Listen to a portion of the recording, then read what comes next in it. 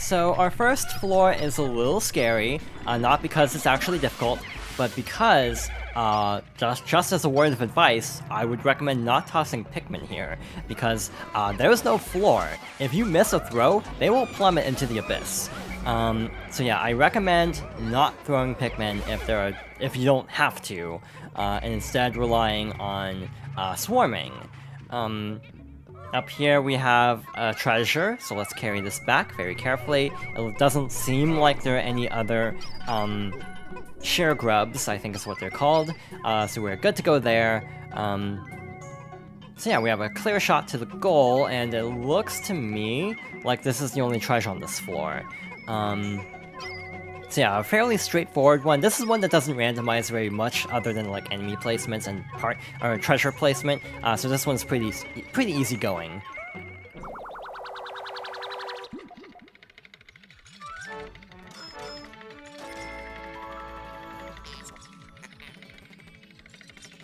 And we found the alien billboard worth 80 Pokos.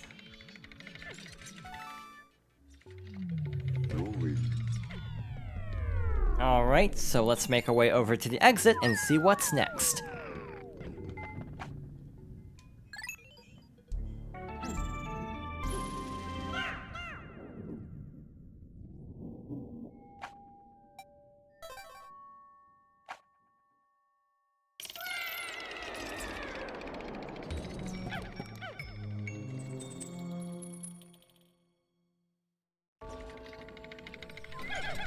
So, I've already talked a little bit about how trivialized the red Pikmin are in particular. This floor is a great example of that. So, we have fiery blowhogs, which in Pikmin 1, you generally wanted to fight with red Pikmin because they can breathe fire. But because we have purple Pikmin with stun properties, you can basically one-shot them, or one-cycle them so quickly, that they don't even get a chance to attack. I was very nervous that I threw a Pikmin off the ledge, but all worked out. Like, we didn't see any fire on this floor because we defeated them that quickly. So yeah, it is kind of oddly balanced because of the red Pikmin not being really given any other strengths to make up for not having to fight as much compared to in Pikmin 1.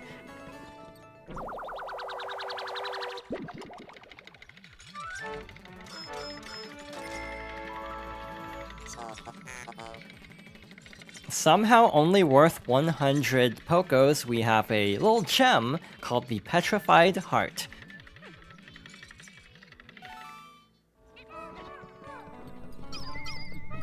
That actually has implications to the lore, that the Hokatations must have similar, heart iconography as humankind. If the ship immediately sees that and is like, oh, that's a heart. Maybe I'm reading too much into it, and that's just like, you know, because human heart, but yeah, to me, that almost says something about, like, yeah, that the heart is still a heart in the Hokatation society.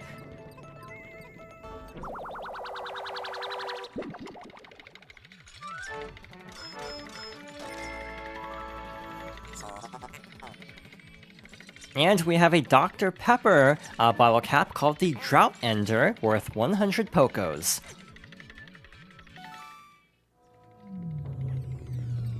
I like how a gemstone and a bottle cap are both worth the same thing.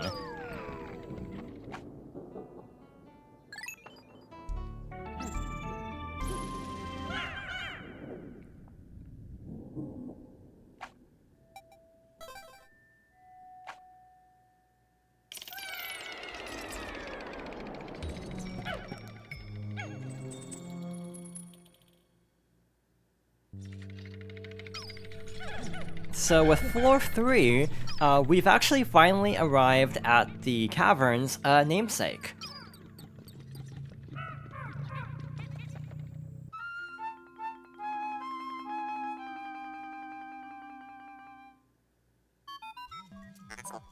How can a flower so deep underground bloom so robustly? How mysterious. This place is conspicuously warm. Could it act as a kind of hothouse for foliage? One interesting development. The Pikmin look as if they long to be tossed into the flower.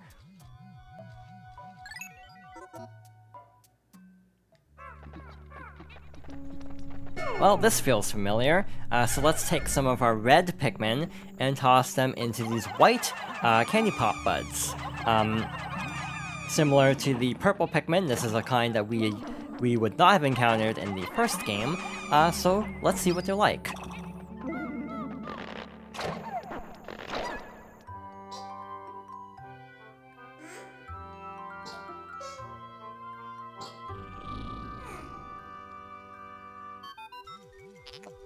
Incredible! A white Pikmin! It is tiny but looks distinctly swift. Its eyes are an unseemly red.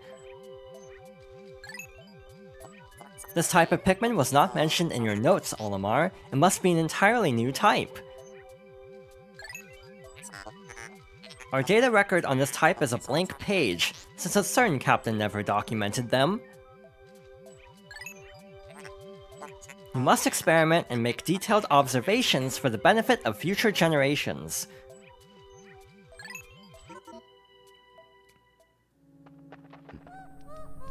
So the white Pikmin are a little bit smaller and actually run faster, and have some other unique properties as well. First of all, we actually have a treasure on the radar, but if we look around, there's like nothing nearby. However, if we take the white Pikmin to where the radar is going off really strongly,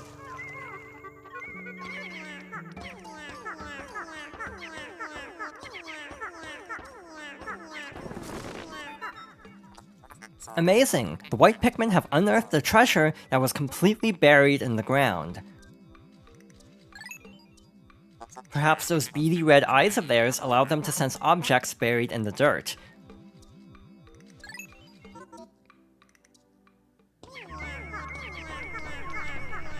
So in addition to being a lot faster, they can see they can see buried objects. There are definitely a lot of treasures that are underground entirely. Here's what I was talking about earlier. Sometimes eggs will actually have these little small enemies in them. If you can actually defeat them before they dig underground, they actually drop a lot of nectar. Which is good, because we actually have quite a few Pikmin that are not flowers. So we have a full squad of white flower Pikmin, meaning they will absolutely zoom.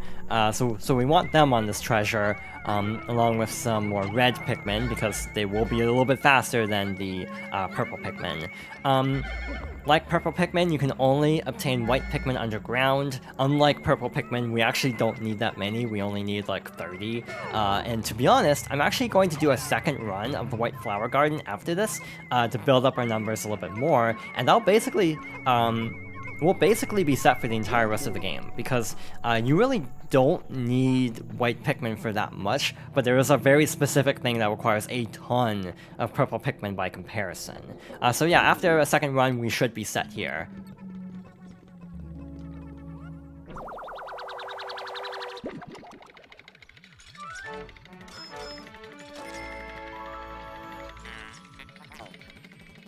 This is the Super Stick Textile for 80 Pokos.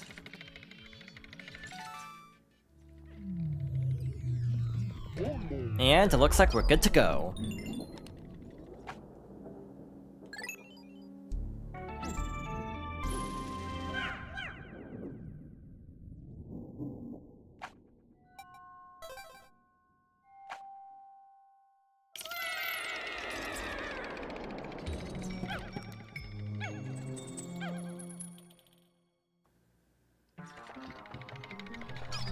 The final main difference for the white Pikmin is we have a new type of hazard.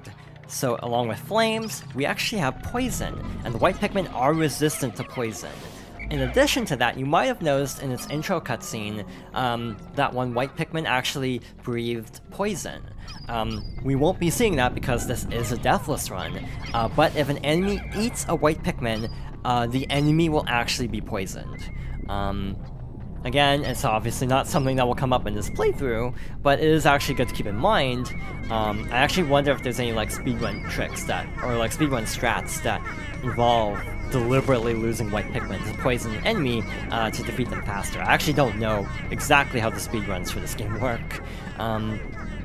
We actually don't need to destroy all the poison generators, like this one is clearly like not in the way of anything other than treasure that the white Pikmin can very easily carry back. Also, the cutscene isn't supposed to kill Pikmin, but there are glitches involving cutscenes, so we'll destroy that just to be on the safe side, and we'll start carrying this back. Actually, we can't, so let's head back.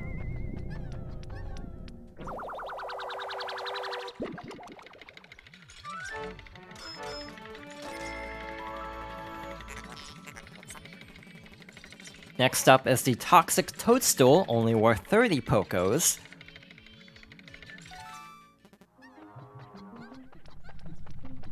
So, not because there's a lot of poison along the path, but because they're fast, I do want to get the white Pikmin back and start carrying back the next item. Again, a lot of times, even if there isn't any poison, it's still good to use the white Pikmin just because they run so much faster and can carry things faster as a result. So yeah, the purple Pikmin are strong, but have slow speed and, like, carrying speed as well. The white Pikmin are very strong in battle, but are really good for carrying items back, and also digging up underground, secrets. So yeah, all the new Pikmin types are actually pretty cool.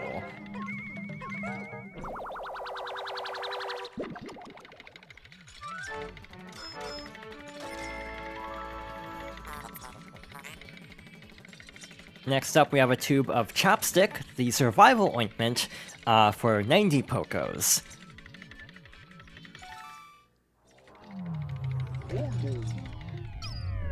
And Olimar's at the exit, so, we've cleaned out this floor and are ready to move on.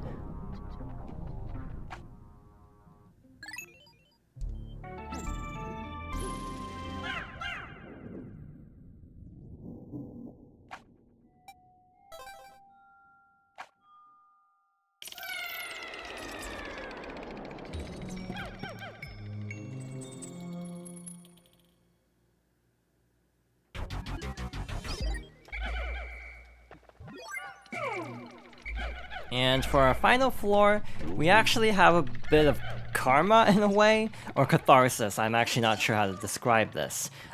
We do have a treasure over here, so let's see what we have to face next.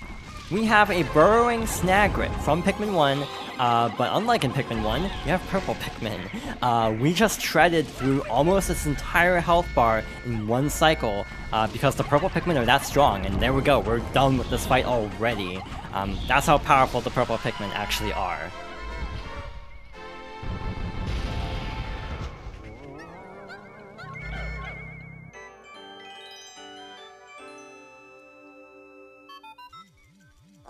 Well done, Captain Olimar. You've defeated that freakish half-bird, half-serpent hybrid. Oh no, don't tell me that treasure was ingested by that beast, wasn't it?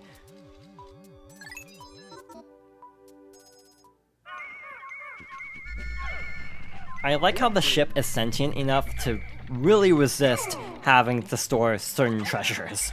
This is one of them, and I can't exactly blame it. Also, the Snagrits actually are collectible this time. Before they just dropped pellets, but you can actually take back the head of the Snagrit to get Pikmin, or Pokos. But again, I'm trying to keep my account at a very specific point, so we're not going to do that. In the meantime, I'm actually going to try to get some more nectar for the Pikmin. And they should be back by now. Or almost back by now.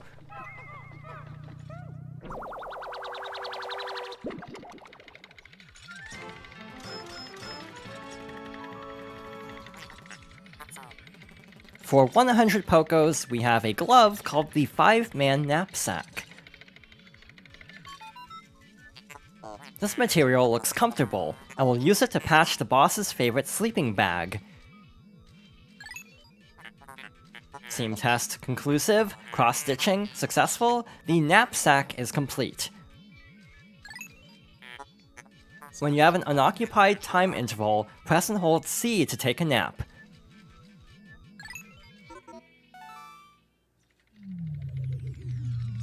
I'm pretty sure this was already a feature in Pikmin 1 by default, but yeah, you can basically lay down and have the Pikmin carry you back either to the ship or to the escape pod. By the way, as the ship did mention earlier, through the pause menu, you can actually choose to leave a dungeon at any time, but you can't keep any treasure. So yeah, you do have to actually use a geyser if you want to hang on to all of your treasure.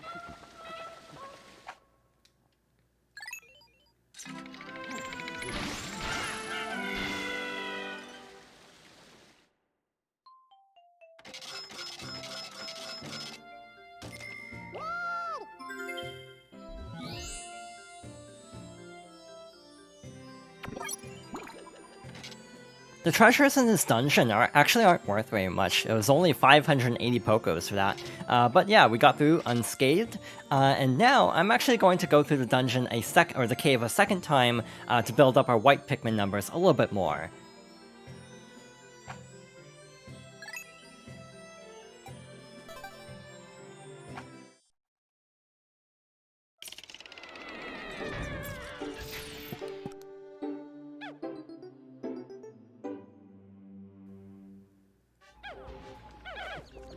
With 30 white Pikmin in tow, we can also accomplish a little bit more in the Awakening Wood. It's actually surprising how much you can actually do here on your first visit, even though there are a few things like this item up here that we can't actually get yet. First things first, we have another piece of the globe that we found in the Emergence Cave. It's behind this wall, but there are poison generators right by it, so we have to use the white Pikmin to destroy this.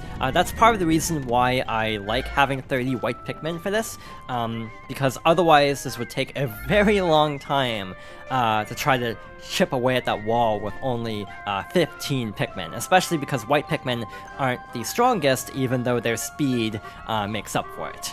We also have these berries, which are new to Pikmin 2, so let's try to harvest a few of them and see what they can actually do. This is definitely worthwhile, even though there is actually something even more helpful in a future area that we'll be seeing. There are also a couple enemies, so we can actually build up our red Pikmin numbers a little bit more since we used quite a few to get white and purple Pikmin.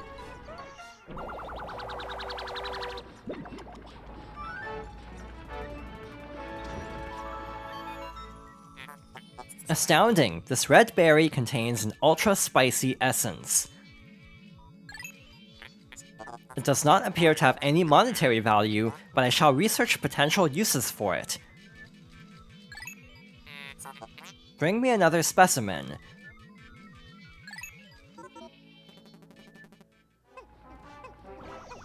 By another, it actually means 10, but luckily there are 10 on those plants.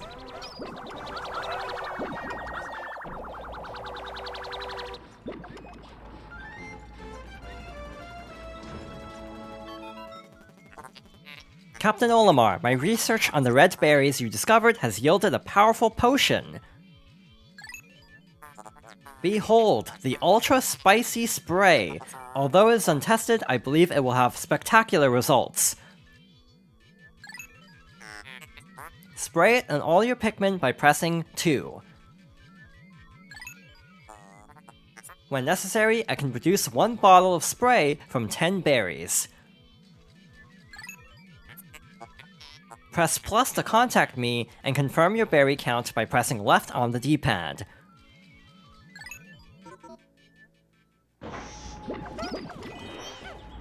Luckily these plants have berries in increments of 5, so it's very easy to get 10. There are a few caveats to that, which again we'll be seeing in a future area. But yeah, with 30 white Pikmin, they took that wall down very quickly, but there's another one of those enemies over there. It's actually called a creeping chrysanthemum, which is a word that I have a very hard time saying, apparently.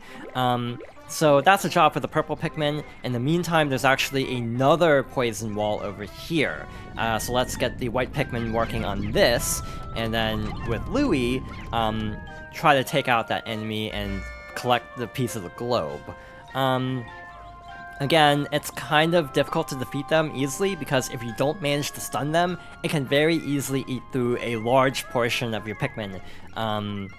group. So again, my best advice would be to try to stun it right away using the purple Pikmin, and if you successfully stun it, then try to swarm with the red Pikmin to take it out as quickly as possible. Also, when it pops out of the ground, there's knockback as well. Also, if it misses, it will actually stagger like that, which is very helpful. I actually forgot it did that. Which would actually be very helpful to keep in mind as someone who completely spaced out on it being able to do that. Yeah, that actually makes it way easier, so I take back some of my comments about this being very difficult.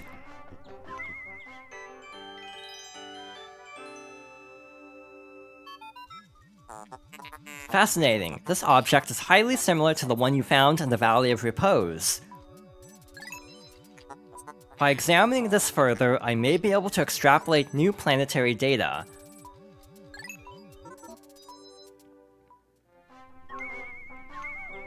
Even though there's a path, we actually have to build this bridge first. For whatever reason, I guess this isn't, like, because of, like, the poison generators, it's too narrow. So yeah, we actually do have to build this bridge. I do feel like a lot of things happen sped up in this game, specifically building bridges, and, like, tearing down walls feels really fast compared to Pikmin 1, which I actually think is a very good thing, because that definitely can feel a little bit slow in the first game. Let's have a few Pikmin actually carry this back. Again, we need a lot of red Pikmin, not necessarily for fire anymore, but to get more, white and purple Pikmin. Again, I feel like they have less inherent use because of the geysers being breakable and there being very few enemies that we actually need red Pikmin for, I say as we're coming up on one. But in general, I do feel like it is helpful to build up your numbers, to have Pikmin to use for Candy Pop Buds. There's also another treasure we can actually get very quickly, and I tend to forget about this one, so I might actually go out of my way to get it before I forget. It's actually back here. It's actually kind of where, like, the, was it the Sagittarius? I think it was the Sagittarius. Like, you can actually see the little, actually it's over here. You can see the little indent on this little island, like where we found the Sagittarius. It's actually a really cool, like, detail to how much this actually lines up with the Forest of Hope from Pikmin 1, actually. So yeah, the Awakening Wood is basically a version of the Forest of Hope after a lot of time has passed, so it's like it's spring now. But we also have the treasure buried up here. Only white Pikmin can unearth this. We also have a glint beetle, or is this a flint beetle? I forget which one this actually is. But it will drop pellets if we can land a direct hit, which oftentimes is easier said than done. Also, like with purple Pikmin, white Pikmin will basically randomly choose an onion to take pellets to, unless a specific Pikmin color is helping to carry it back. Wow, that's fast with only white Pikmin carrying this.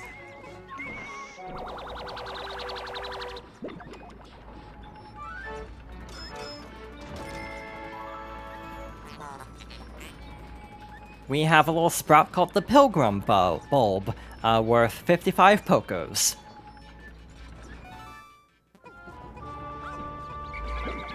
While we're here, we should probably help them carry this back, because it definitely is taking a bit because of how ridiculously heavy this is.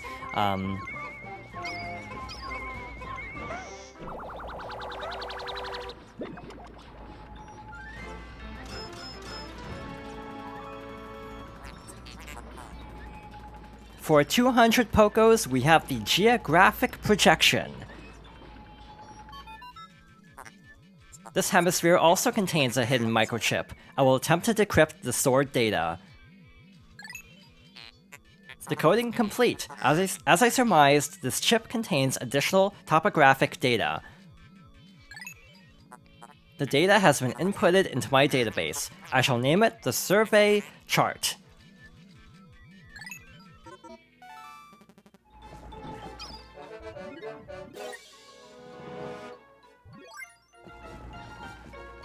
With that, we have recovered 30% of the debt, and have a new region to explore, which we'll be doing next time. In the meantime, let's actually collect more of the spicy spray, because we will actually want some for the near future. We're also almost at the end of the day.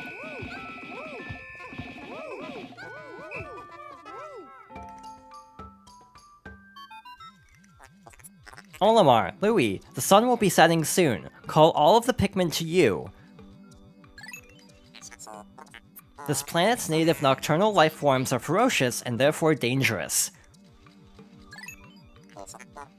Load your Pikmin into the onion and yourselves into my hull so we can take refuge in low orbit.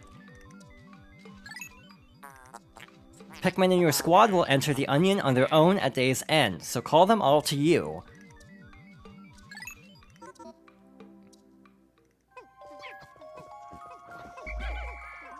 Like in Pikmin 1, we can also end the day early, and to be honest, because we've basically done everything we can with the amount of time we have left, I think I actually will end the day after collecting the final berry.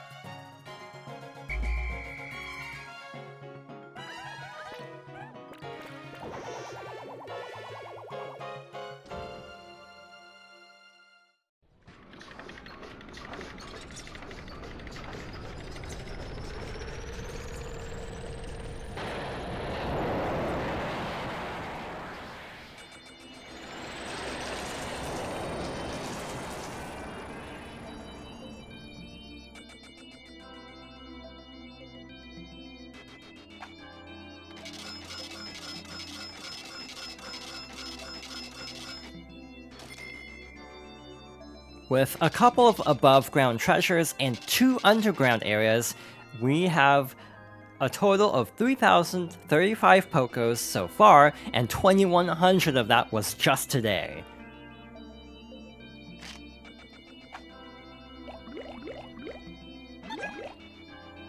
We also raised our numbers a little bit, getting white Pikmin at all, and also getting more red and purple Pikmin, and of course we have lost none.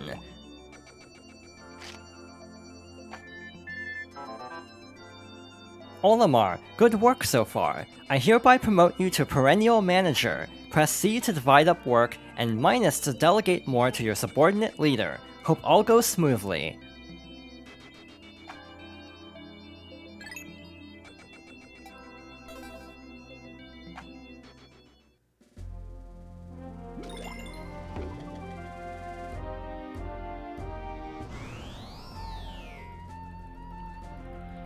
I just realized I forgot to show off something in the Awakening Wood in terms of the 5 missing Pikmin, so we'll have to see that whenever we return there. But next up, we'll be exploring the Perplexing Pool. So thank you for watching, and I hope you'll join me next time for more Pikmin 2.